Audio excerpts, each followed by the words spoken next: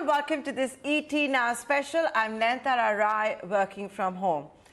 We're just a few days away from the cricketing extravaganza, Dream 11 IPL 2020 at the UAE. Dream 11 is, of course, the title sponsor for this year. And joining me is the co-founder of Dream 11, Harsh Jain, joining us right here on ET Now. Harsh, good to have you for this interview. Thanks so much for your time. You're all over the news, whether it's for sponsoring IPL 2020 or for raising $225 million to hit a valuation of $2.5 billion. It's been one crazy week for you guys, crazy couple of weeks for you guys. Yeah, thanks, Nandra. It's great to be here. Thank you for having me. Yeah, it's been a pretty crazy week announcing a lot of the things that we've been doing for the last year or so. But yeah, it's a great roll up to the IPL, right? Which is the mega extravaganza for everything. And to have it called Dream 11 IPL is definitely something really special. So tell me something. First up, the funding that you've just done, $225 million, were you already in talks for a fundraise before you won the title sponsorship for IPL? Yeah. So, I mean, look, we don't delve too much into our fundraising, which you know, but yeah, the terms were already decided actually in March. And so as early as March, we had decided all the terms and frozen on all of that. It's just that now, when the IPL got moved, we moved the fundraiser as well to August when sports came back. And then, late July or so, IPL said that, okay, we're going to have it in September, right? And so we were back on track and we closed again then. But it was only because of the fact that we won the IPL bid that we decided to add some primary to the round. And that's why we extended it by a couple of weeks into September. But otherwise, the deal terms and everything was closed in March, actually. You didn't get a sixer for becoming the IPL title sponsor. You didn't know back in March that that was going to happen. So that didn't lead to a bump up in valuations, that the deal terms had to be changed?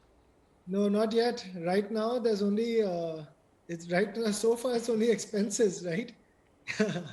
That we can guarantee. We have no idea how great or amazing or, we have no idea how bumped up our numbers are going to get because of Dream 11 IPL. It's an honor and a privilege for an Indian company to be sponsoring IPL and for the first time for a sports company to be sponsoring IPL, right? And I think it's going to be a fantastic synergy to actually have a sponsor who's selling sports instead of like cold drinks or phones, right? With all due respect.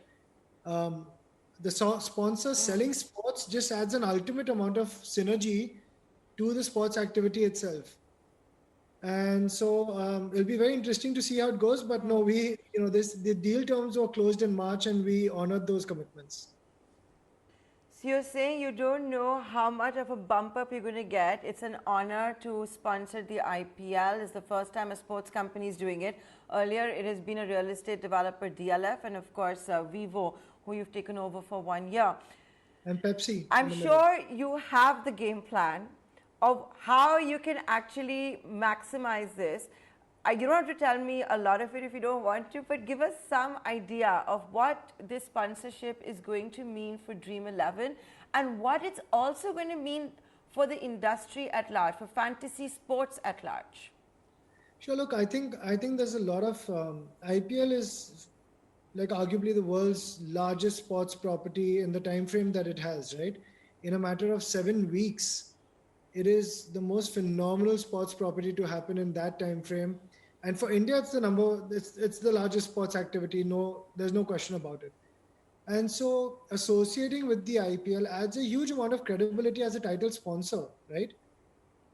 People start to take this industry much more seriously and they look at it as a significant contributor back to sports, back to the economy, to job creation, to the exchequer and taxes, and to every way possible. We suddenly become a industry worth taking a look at, right? and it's not some chota mota gaming company, which is kind of the perception that most people have about gaming today in India, right? And so I think that it's a big step forward for the entire industry to say that we can do all this back for sports, back for the exchequer, for digital India, for taxation, all of this, and that we're here to grow from here on. So I think having that title sponsorship of IPL really adds a lot of credibility and trust for the industry, and it kind of puts it on the map. It definitely puts you on the map, and it's going to put you on the map. You're already on the map in India, but now many more people are going to hear about you, not just in India, but overseas as well. How are you going to capitalize on all of that? This is a massive opportunity for Dream 11. I think we're just going to capitalize by doing what we do, just at a larger scale, right? The focus is to focus, right? And I think focus is highly underrated, and that we want to focus on that sports market, right? India's sports market is extremely unpenetrated, unpersonalized, completely fragmented. There's no depth and breadth. It's led 95% by Indian men's cricket. We want to change the entire sports market. And so, along with the depth, the credibility, and the trust, and that we get with this Dream 11 IPL, we want to grow our entire sports ecosystem, which now includes fan code, which is our sports content and commerce play. Now all our Dream 11 users, which were earlier, like, we have almost 100 million users in our ecosystem, they were playing fantasy sports to have sports engagement. Now they can follow live scores, news, all kinds of content on fan code without any ads, right? Ad-free experience. They can now buy sports jerseys, sports caps, masks, everything on fan code shop. And we have like a Dream Set Go, which allows you to have sports experiences, like digital experiences as well as offline. And so then we have DreamX, which is a sports accelerator to invest in incubating and accelerating sports businesses, online and offline.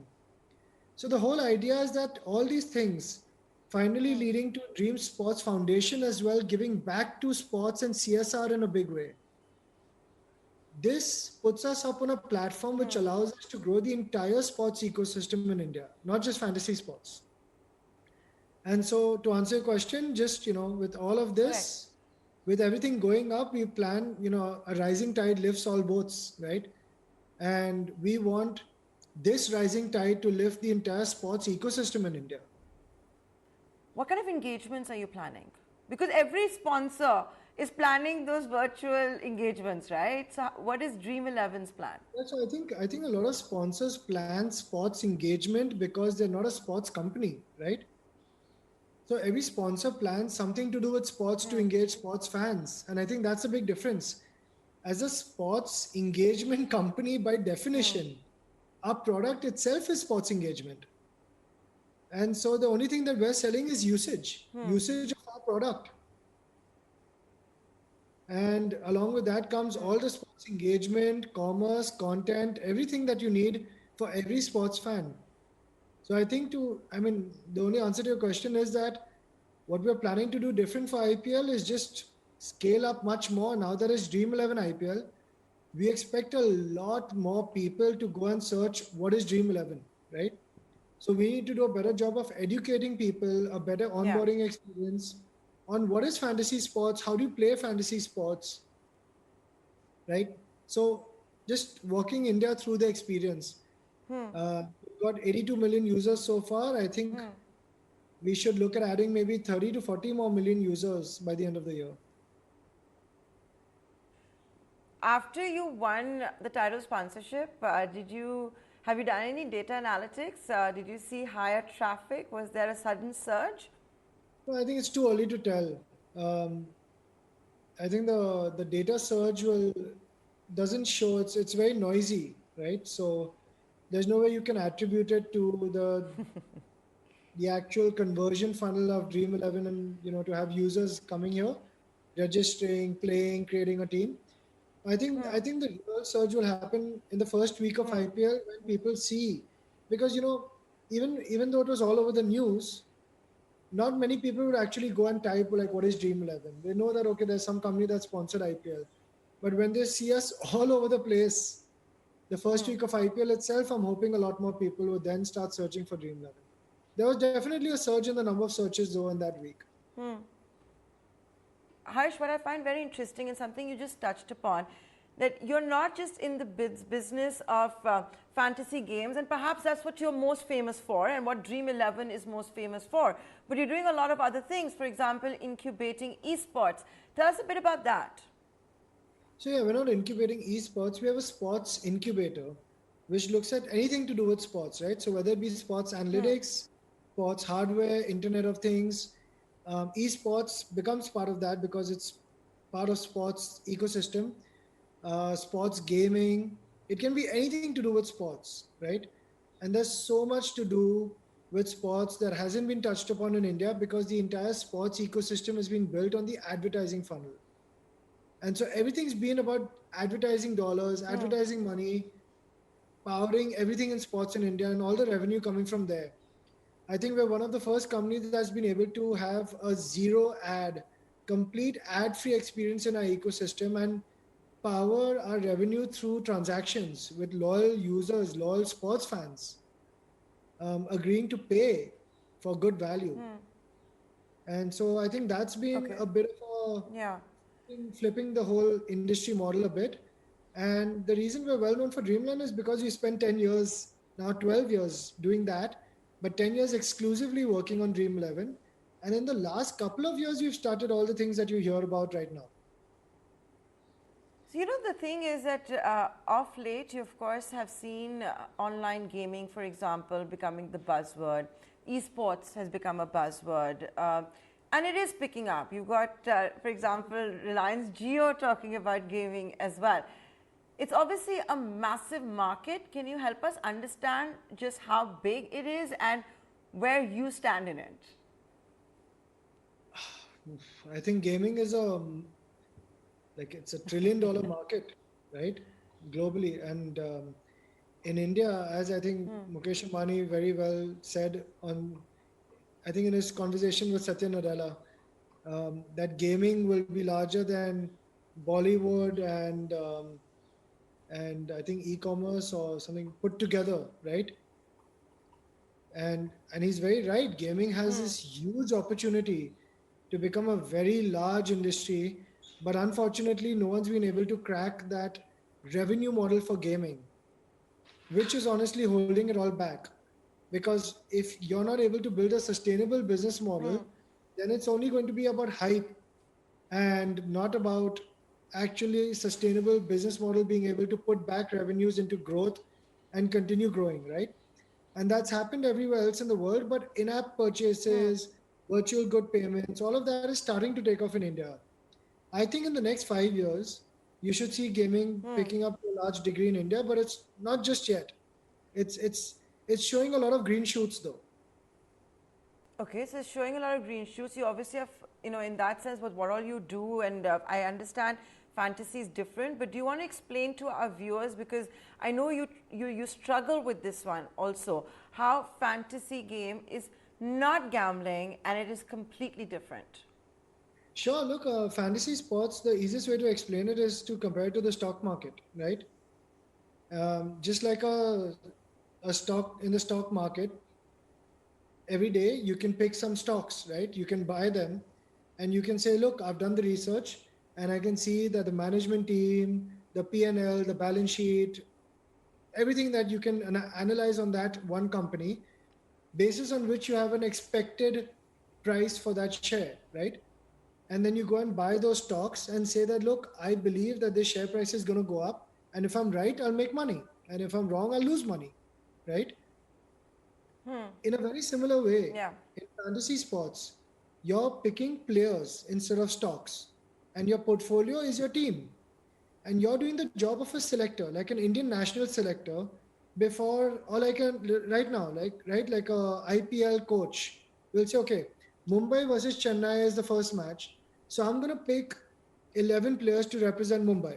Now, this is dependent on the pitch conditions, on their fitness, team chemistry, on their form in other tours that they've played recently, on everything put together, how they play against Chennai, how they play in UAE, right, in those conditions, and they'll pick a team. And once you've picked a team, then you're done. No more changes allowed, right? That definitely takes a lot of skill. And that's exactly what our users are doing. They're not playing a game, they're not simulating something. They're picking their 11 players who they predict will perform the best in the real life match coming. So for Mumbai versus Chennai, I'll pick, let's say, Rohit Sharma, Jasprit Bumrah, Hardik Pandya from Mumbai Indians. I'll pick Dhoni, Jadeja, and Faf from Chennai, and so on and so forth. I'll make my team of 11 players. Based on how they perform in real life, I'll get points in the game. And comparative to everyone else, relative to other people's scores who I'm competing against, I'll either win money or lose money.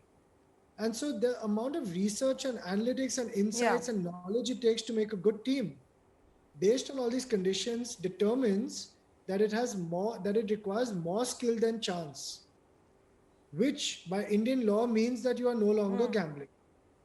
Gambling is when a game requires more chance than it does skill.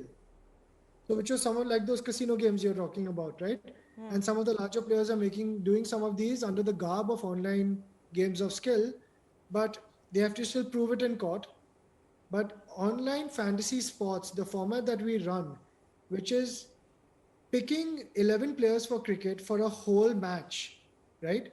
And not making any changes after the match begins, is proven by the Supreme Court multiple times as a game of skill and not gambling. And so there are other operators who will push the button and who will do like 5 overs, and they want to come under, they want to disguise themselves as a game of skill and protected by law. It's clearly akin to sports betting, and we let the law take its course on that. But this format is protected by the Supreme Court of India, by the highest law of the land.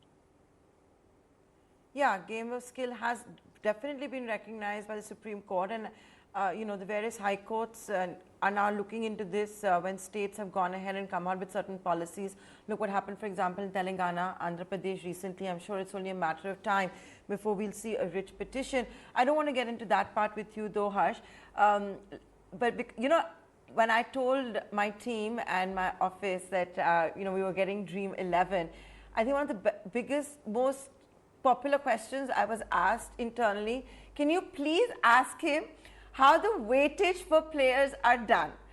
On what basis is it done? And I find it so fascinating that you drew an analogy with the stock markets, where you have PE ratios and underlying assets, debt, leverage, all of that. How do you guys do it? Well, we do it based on the expected performance, exactly like the stock market, right? A player is priced based on his expected performance in the match. And so those algorithms will keep improving over time. But So, the stock market is a great analogy because even the stock market, if you remember, like 20 years ago, right? The stock market was kind of termed as like casino, betting, sattabazi, all of that, right? And then today, it's the temple of the economy. It's the cornerstone. It's the pillar of the economy, right? And so there is this process where people realize that this is not some fluke where you just pick the right stocks and randomly they just work out, right? It takes a lot of research. In fact, if you see, there's an MIT Columbia report. So MIT and Columbia in the US got together and asked us for our data, and they were inquisitive about it too. And they actually published that it takes more skill correct. to make a team and win on Dream 11 than it takes for mutual fund managers to pick stocks. And so quantitatively, they're proving that, essentially fantasy sports requires more skill than mutual fund management. And I was like, okay, great. That's the best thing I've heard all day, right? And no, but so I think all the player pricing is done based on expected performances, and that's why we keep changing it around based on form, factor, all of these conditions.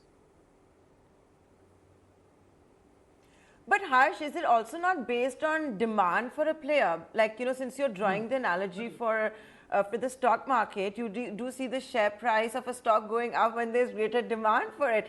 As if I can draw the same analogy and ask you that when users are going out there and making their teams, does the weightage, the point system not change at all depending if, the Virat Kohlis of this world, for example, are in higher demand?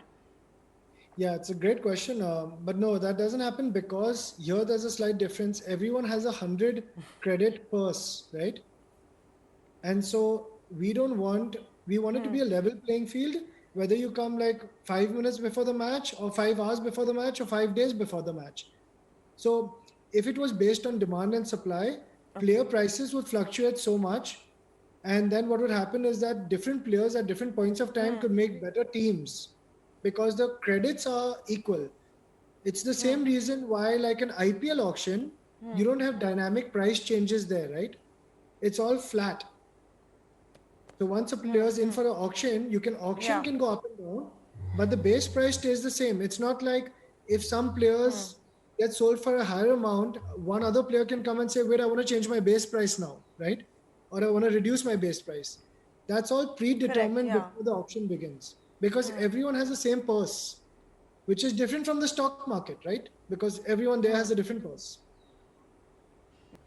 Okay, so that's as far as fantasy sports go. By the way, Harsh, on a lighter note, have you made your team yet for the first match? No, I'll wait for the lineups. Half an hour before the game, there's a toss, and then the toss happens, and then Huh. once the toss happens, they give the lineups, and Huh. then those are the confirmed players for the match. So then I have Huh. the bonus is for me to like research from before on who are my 11, be ready with that, make my 11, but I'll make my final team once I know the exact 22 for the match and the playing lineups. Huh. Okay, that's quite interesting because you said you want your customers to come in even if it's 5 hours before the match or 5 days before the match, but you like to do it half an hour before the match and immediately after the toss. Yeah, so I might make a draft team before that, but I'll wait to change my final team will be decided Huh. just after. Now, you do have the Dream Sports Foundation. It's done certain initiatives during COVID-19, but I want to understand what COVID-19 meant for a company, for a startup like yours. How was the lockdown and the very fact that there were no live sports? How did you guys get through that, or did you have to innovate, pivot, come out with new things? Yeah, so no, it was a very tough time because in March we were just getting ready for IPL. And like I said, we were closing this round, it was all finished. IPL was starting in 2 weeks, and biggest time of the year, all systems go. And then we go from that to zero sports, and sports basically switching off worldwide, right? And so that was a tough time for the entire industry. There's no two ways about it. But I'm happy to say that even the Federation of Indian Fantasy Sports, which all the fantasy sports companies are part of, right? That's the self-regulatory body. We all got together and we said, look, how can we still in these tough times make sure we run things the right way? And so we started looking at sports which were running in non-COVID countries, but were still blessed by the international federations. And so we found like in Tajikistan and Nicaragua and Belarus, we found sports matches happening there, right? Which were COVID free at the time. And so we started offering fantasy sports for like fantasy futsal, fantasy handball, fantasy baseball, fantasy basketball in these kind of places to the Indian consumer. And lo and behold, a sports fan is a true sports fan. The Indian consumer still consume those sports matches. And so that was great for us to see, and it gave us enough headway and room for us to continue running fantasy sports at a very low level through the initial 3-4 months of COVID. And then EPL and all the other leagues started kicking back, right?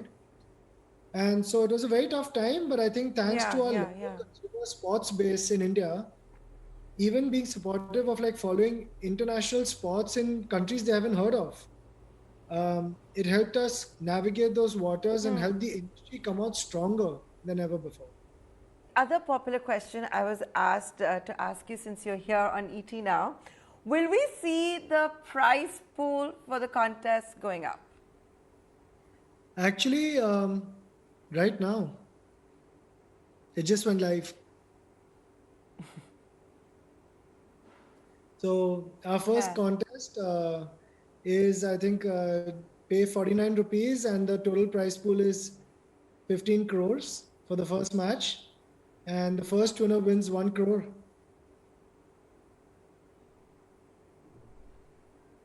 Okay. So it has gone up a lot. Yep, it has. And we expect the kind of traffic to fill those kind of contests up where 50% of people will at least win their money back. So for a small amount of like 49 rupees, and that's one of our more expensive contests, right? We have contests even for like 10 rupees, 5 rupees, 1 rupee, but that's why our average ticket size comes to 35 rupees. But the whole idea is about sports engagement, right? For like less than 50 rupees, you can enjoy that Mumbai and Chennai match to another degree. And 80% of our users will still continue playing for free and Wow. enjoying with their friends. We have a lot of features coming up now with like groups and private contests where people can enjoy more socially with their friends and see their friends on a leaderboard. And so you'll see a lot of new features coming up which make the entire experience much more social. Can you tell us more about those interactive features? Yeah, you'll see them coming up, but like we're focusing a lot on the social part of the gameplay, right? Fantasy sports is inherently social. It's not like most other games which you play for like 5 minutes on your phone when you're just free or you're waiting for something or someone. This is something you have to research, spend half an hour, research, stats, analysis, and then make your team. And so it's something that you want to have one-upmanship with your colleagues, friends, families, etc. And so we're encouraging a lot of groups to be created, like your WhatsApp groups, right? But here these groups will be dedicated for fantasy sports, where every contest you join, you can create a group and you can discuss and you can have banter and you can talk smack to your friends and colleagues and family about who's winning, who did you pick, oh haha, I told you he won't play well, I told you this one will do really well this match. And so we want to encourage that entire social element. So you'll see a lot Yeah. of those features coming up this IPL. And with that, Harsh, I'd like to thank you for being so candid and for joining us here on ET Now. Maybe after the IPL, I know you're very media reticent. I've worked very hard to get this interview. Maybe after the IPL, you'll do another interview with us. Done. Thanks. Maybe I'll be a little more relaxed then. Well, but the only difference is that after this IPL, 4 months later is the next IPL. And so we're on the clock. Okay, I'm sure we'll make time before that. Thanks a lot, Harsh. Thanks a lot. Thanks a lot. Thanks, Nandra. See you.